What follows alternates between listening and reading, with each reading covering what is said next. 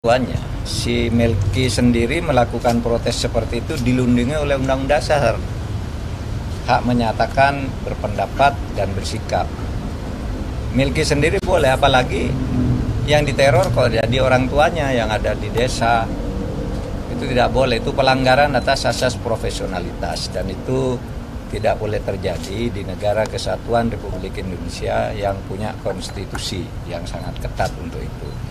Baik Melki maupun orang tuanya harus dilindungi.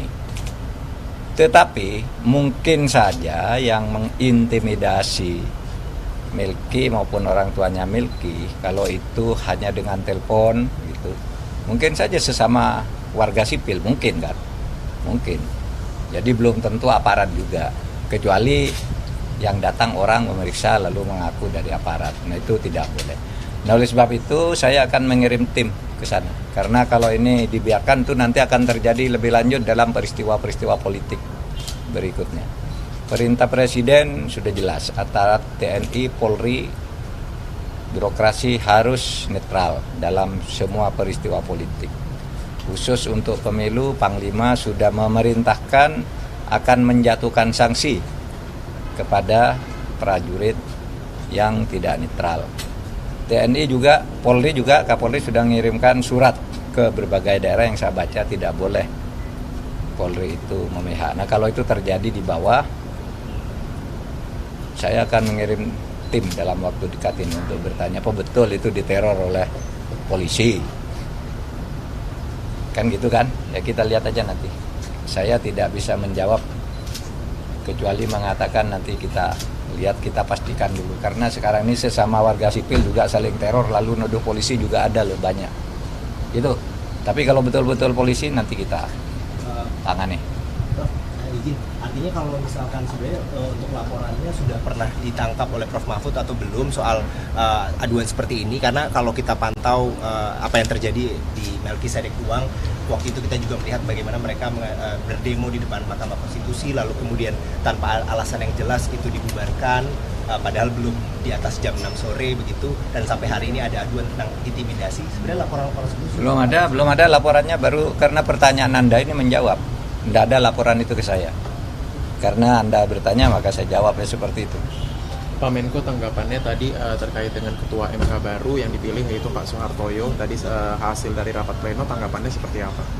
Ya baik, alhamdulillah, berarti putusan MK itu sudah dilaksanakan sesuai dengan amarnya, bahwa dalam waktu 2x24 jam Wakil Ketua MK yaitu Saldi Isra harus memimpin rapat pemilihan Ketua MK yang baru. Dan tadi bagus pilihannya, muncul 2 nama lalu disuruh berembuk sendiri secara tertutup, muncullah nama Soehartojo. Saya kenal Soehartojo itu sebagai teman sekolah saya satu kelas ketika kuliah program S1 Fakultas Hukum UII Yogyakarta. Satu angkatan, satu kelas, satu kelompok belajar juga. Sehingga saya berharap dia tetap baik-baik seperti yang dulu lah, ketika bermain-main dengan saya ketika di kampus.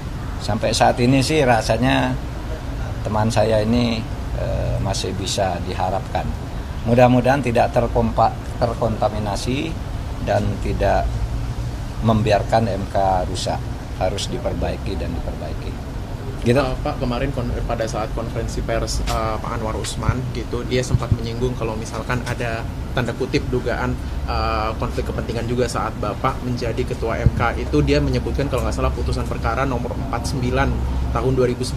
Tadi kami baca beberapa wartawan juga itu terkait dengan gugatan terkait dengan UU MK ya Pak ya, UU nomor 8 2011. Itu Bapak ingat nggak Pak gitu, dan kalau tanggapan Bapak seperti apa?